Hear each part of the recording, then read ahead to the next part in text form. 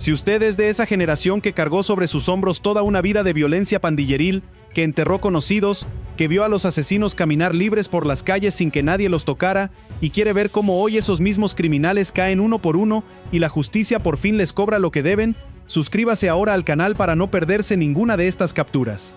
Porque lo que le voy a contar hoy es la caída de un hombre que tiene sangre de 3 personas en las manos. Un pandillero de la Mara Salvatrucha buscado por asesinar a 3 seres humanos, que huyó, que se movió de un departamento a otro, que se metió a esconder en el rincón más oscuro que encontró, convencido de que ahí nadie lo hallaría. Se equivocó. La justicia fue por él. Y hoy está en manos de la ley, listo para responder por cada una de las vidas que apagó. Hablamos de Lucas Adrián Hernández Sosa, un hombre de 29 años conocido en el mundo de la pandilla con el alias de Pato. La Policía Nacional Civil lo capturó en el distrito de San Rafael Cedros en Cuscatlán Sur y lo señaló como presunto integrante de la Mara Salvatrucha. Pero no era un pandillero cualquiera. Sobre él pesaba una orden de captura vigente por homicidio agravado, y no por una sola muerte, sino por 3. 3 personas asesinadas, 3 familias sumidas en el duelo, y un responsable que, durante un tiempo, logró escurrirse entre las sombras para que la ley no lo alcanzara. Lo primero que sorprende de esta captura es el lugar donde lo hallaron. Porque Pato no cayó en una casa de seguridad de la pandilla, no lo encontraron en un búnker, ni en una zona bajo control de la MS-13, ni rodeado de otros pandilleros que lo protegieran. Lo hallaron escondido en un centro de tolerancia, en el barrio El Calvario de San Rafael Cedros. Un centro de tolerancia, esos lugares del ambiente nocturno donde los prófugos buscan perderse entre la penumbra, camuflarse en el bullicio, esconderse lejos de cualquiera que pudiera reconocerlos. Ahí estaba el hombre que cargaba en su conciencia la muerte de 3 personas, agazapado, esperando que la tormenta pasara. Y en esa imagen hay algo que golpea fuerte a quien vivió los años del terror, porque hubo una época en que un asesino como este no necesitaba esconderse en ningún rincón, caminaba erguido por su territorio, con los crímenes tatuados en el orgullo, sabiendo que la policía no entraba a su zona, que los testigos se tragaban lo que sabían, que la justicia nunca llegaba hasta él. Un pandillero que había matado a 3 personas era, en aquellos años, un hombre temido y respetado dentro de su clica, intocable, dueño de la vida y la muerte en su cuadra. Ese era el Salvador de antes, el que muchos de ustedes conocieron en carne propia. Por eso ver hoy a uno de esos asesinos acurrucado en un centro de tolerancia, temblando ante la posibilidad de ser descubierto, huyendo de un departamento a otro como un animal acorralado, es ver el mundo puesto al revés. Los que antes hacían temblar a las comunidades, hoy tiemblan ellos. Los que mataban con la certeza de la impunidad, hoy se esconden como ratas. Esa balanza que durante décadas se inclinó a favor de los criminales, hoy se inclinó del lado de las víctimas. Y para el hombre mayor que recuerda cómo era todo antes, esa sola imagen vale más que 1000 discursos. ¿Cómo supieron las autoridades que ese hombre escondido era un triple asesino buscado? La clave estuvo en una herramienta que cambió por completo la manera de perseguir a las pandillas en El Salvador: el sistema ONI. En el momento en que los agentes detuvieron a Pato durante el operativo, ingresaron sus datos en esa plataforma tecnológica, capaz de verificar en tiempo real, ahí mismo en el terreno, si una persona tiene antecedentes o cuentas pendientes con la justicia. Y el sistema respondió de inmediato. Reveló que ese hombre era solicitado por un tribunal, que tenía una orden de captura vigente y que arrastraba un historial criminal que venía de años atrás. Piense en lo que eso significa. Durante décadas, un criminal podía inventarse un nombre, hacerse pasar por un ciudadano cualquiera y seguir su camino tan tranquilo, porque las autoridades no tenían forma de comprobar quién era en ese instante. El prófugo se aprovechaba de esa ceguera del sistema. Hoy, esa ventaja desapareció. Basta con que un agente ingrese los datos de una persona para que se despliegue todo su pasado, sus antecedentes, sus alias, sus órdenes de captura. Y así fue como Pato cayó. Por más que se hubiera enterrado en un centro de tolerancia, en el segundo en que la policía lo revisó, la tecnología lo desnudó como el asesino que era.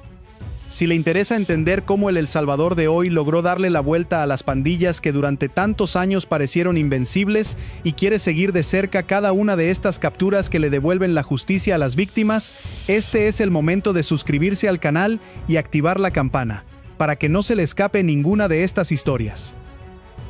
¿Qué historial cargaba este hombre antes del triple homicidio?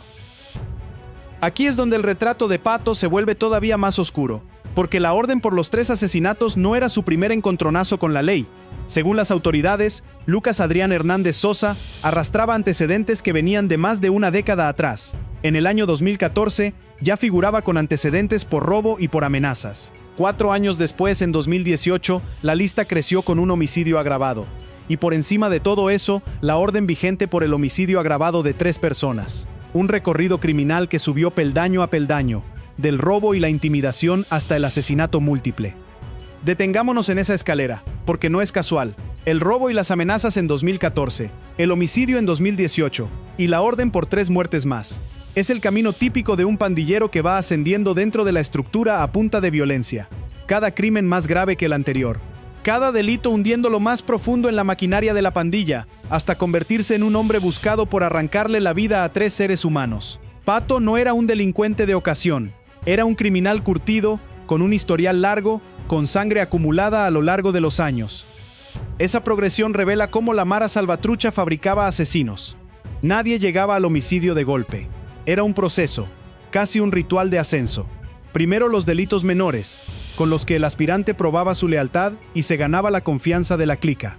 Después, los delitos de sangre. El primer asesinato marcaba la frontera.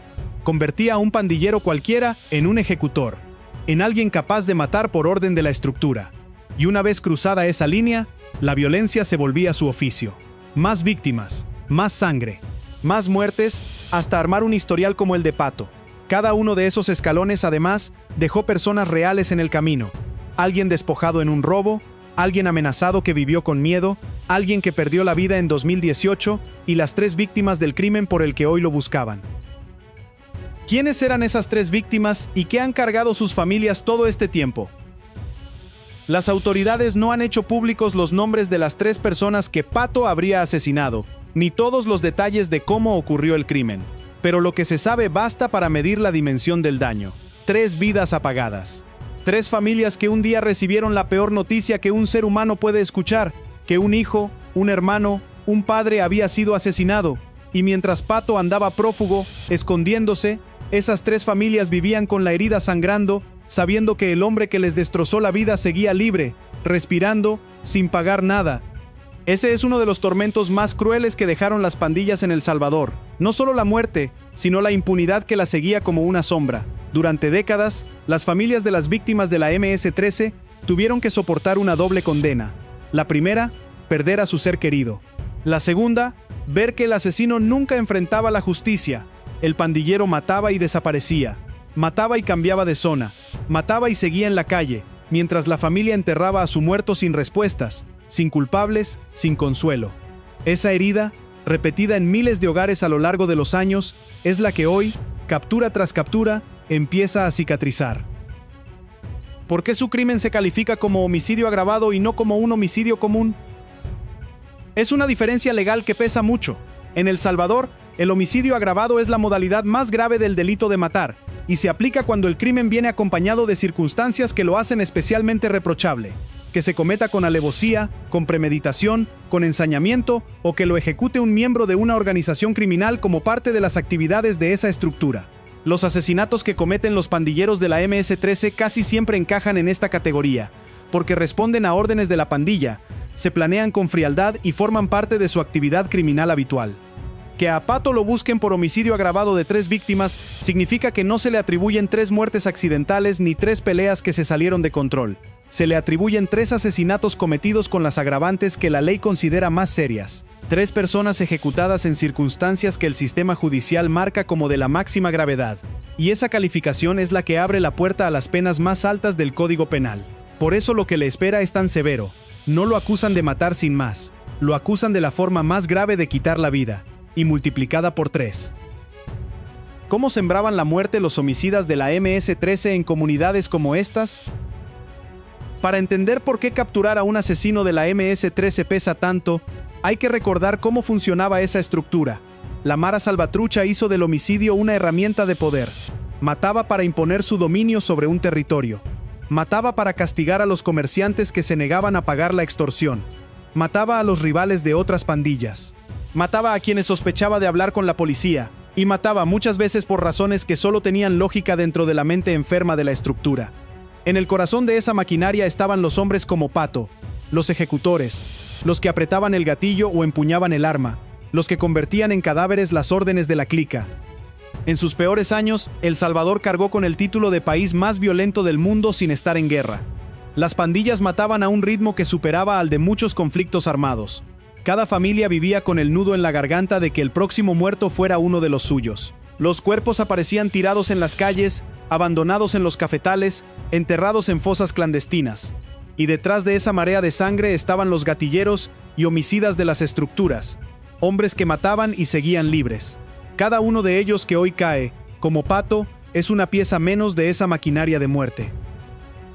¿Por qué lo entregaron a un juzgado de la libertad si lo capturaron en Cuscatlán? Ese detalle dice mucho sobre su caso. Tras la captura en Cuscatlán, Pato fue entregado al juzgado que lo requería, que estaba en el Departamento de la Libertad. Es decir, la orden de captura no salió de Cuscatlán, donde lo hallaron, sino de la Libertad.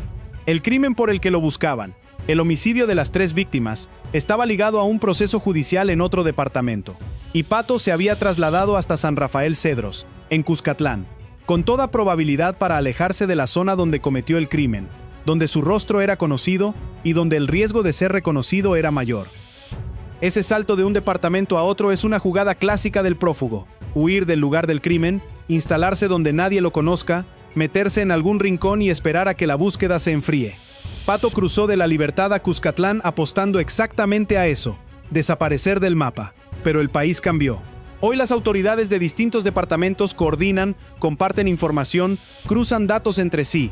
Un pandillero que huye de una zona a otra ya no encuentra el refugio que antes existía. La Orden de la Libertad lo alcanzó en Cuscatlán, porque la justicia salvadoreña ya no se frena en los límites de un departamento. ¿Qué significa que un asesino así haya podido andar libre durante tanto tiempo? Esta pregunta genera una rabia profunda en quienes vivieron los años del terror, y su respuesta explica por qué el Salvador de hoy no se parece en nada al de antes. Durante décadas, un pandillero podía cometer un homicidio, o varios, y seguir moviéndose con relativa comodidad.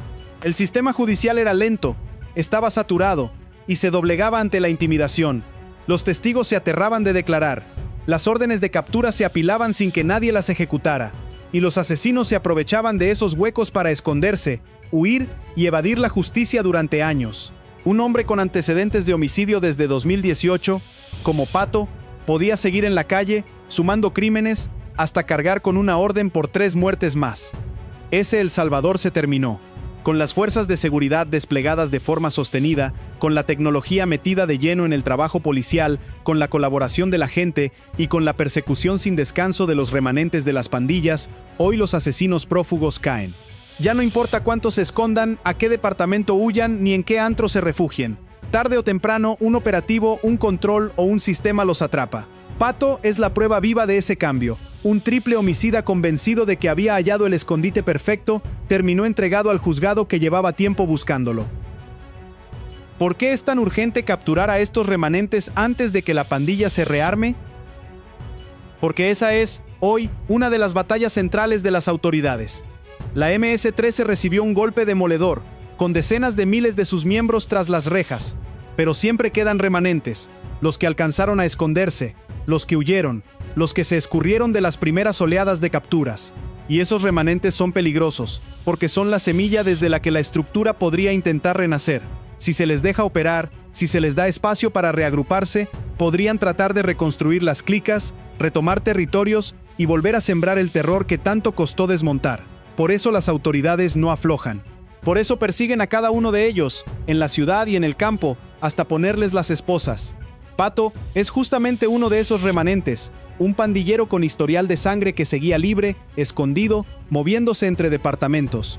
Un hombre que, de no haber caído, pudo haber seguido siendo parte de los intentos de la MS-13 por mantenerse con vida. Su captura no solo cierra el caso de un triple homicidio, también saca del tablero a una pieza que podría haber aportado a la reorganización de la pandilla. Y para las comunidades que apenas empiezan a respirar en paz tras décadas de terror, impedir ese renacimiento lo es todo. Es la diferencia entre una paz que se afianza y una pesadilla que podría regresar. ¿Qué tanto pesó la colaboración de la gente en una captura como esta? Cada vez más. Las autoridades han sido claras en que localizar a prófugos como Pato depende, en buena medida, de la cooperación de la población, de las denuncias, de los datos que aporta la gente, de la información que baja desde las comunidades. Y ese es uno de los cambios más hondos que ha vivido El Salvador, porque durante décadas la gente no colaboraba, y no por falta de ganas, sino por puro terror. Denunciar a un pandillero, señalar a un asesino, pasarle un dato a la policía, equivalía a firmar tu propia sentencia de muerte. Las pandillas tenían ojos en cada esquina y castigaban cualquier traición con sangre. Ese muro de miedo se vino abajo, cuando las estructuras criminales fueron debilitadas y el Estado recuperó el control del territorio. La gente empezó a perder el miedo y empezó a hablar. Hoy, las denuncias anónimas y la cooperación de la población son una de las armas más poderosas para dar con los pandilleros escondidos. La misma gente que durante años tuvo que morderse la lengua, tragarse el miedo y convivir con los asesinos, hoy colabora para sacarlos de las calles. Para el salvadoreño mayor, que vivió sometido a ese silencio toda su vida, ver que hoy puede hablar y ser escuchado, que su información sirve para capturar a un triple homicida, es recuperar una dignidad y una justicia que se le negaron durante demasiado tiempo. ¿Qué condena le espera a Pato ahora que cayó? Un escenario de los más duros que contempla la ley salvadoreña. Pato es requerido por homicidio agravado de 3 víctimas, y en El Salvador, el homicidio agravado se castiga con penas de 30 a 50 años de prisión por cada víctima. Cuando se trata de 3 homicidios agravados, esas penas se acumulan, y la condena puede alcanzar cifras que rebasan por mucho la vida entera de una persona. A eso hay que sumarle su presunta pertenencia a la Mara Salvatrucha, que bajo la ley especial contra actos de terrorismo ya es por sí sola un delito grave, más sus antecedentes previos por homicidio, robo y amenazas. Los casos recientes marcan hacia dónde apunta la justicia salvadoreña. Los gatilleros y homicidas de la MS-13 han recibido condenas que se cuentan por décadas, y en algunos casos por siglos. Hay miembros de la pandilla condenados a más de 600 años de prisión por la acumulación de homicidios y otros delitos. Para un hombre como Pato, con una orden por el asesinato de 3 personas, un homicidio previo en su expediente y pertenencia a la estructura, lo más probable es una condena que lo deje tras las rejas por el resto de su vida. A sus 29 años, eso significa, en la práctica, no volver a pisar la calle en libertad nunca más. ¿Qué representa esta captura para las 3 familias que perdieron a un ser querido? Representa la justicia que llevaban tanto tiempo esperando. Piense en lo que fue para esas 3 familias vivir con la muerte de su ser querido encima, sabiendo que el culpable seguía libre. Cada día que Pato anduvo prófugo fue un día en que esas familias cargaron con la injusticia de ver impune al asesino de su padre, de su hijo, de su hermano. La captura no les devuelve al muerto. Nada podría hacerlo, pero les devuelve algo que también les habían arrebatado: la certeza de que el responsable va a enfrentar a la justicia, de que el crimen no quedará impune, de que el país no se olvidó de sus víctimas. Para el salvadoreño mayor, que durante décadas vio a los asesinos de las pandillas matar sin consecuencias, que vio a las familias sufrir en silencio sin recibir jamás justicia, cada captura de un homicida como Pato tiene un valor enorme. No es una noticia policial más. Es la prueba de que el dolor de tantas familias no cayó en el olvido, de que la justicia, aunque tardó años, no se rindió, de que los que sembraron muerte por fin están siendo alcanzados. Ese anciano que enterró vecinos, que vio perderse a los hijos de sus amigos, que dejó de creer tantas veces que las cosas cambiarían, hoy está vivo para ver lo que juró que nunca vería: a los asesinos convertidos en presos. ¿Qué sigue ahora para Lucas Adrián Hernández Sosa? Lo inmediato ya se cumplió. Fue entregado al juzgado de la libertad que lo requería, donde deberá responder por el homicidio agravado de las 3 víctimas. La fiscalía presentará la evidencia que sostiene la orden de captura, y el caso seguirá su curso judicial. Como se trataba de un requerimiento de un tribunal, con una orden ya emitida, el proceso en su contra estaba andando incluso antes de que lo detuvieran. Su captura permite ahora que ese proceso llegue a su desenlace, esta vez con el acusado presente para dar la cara ante la justicia. Lo más probable es que Pato permanezca recluido mientras avanza el juicio, y que, de ser condenado, cumpla su pena en una de las prisiones de máxima seguridad donde hoy se concentran los pandilleros capturados.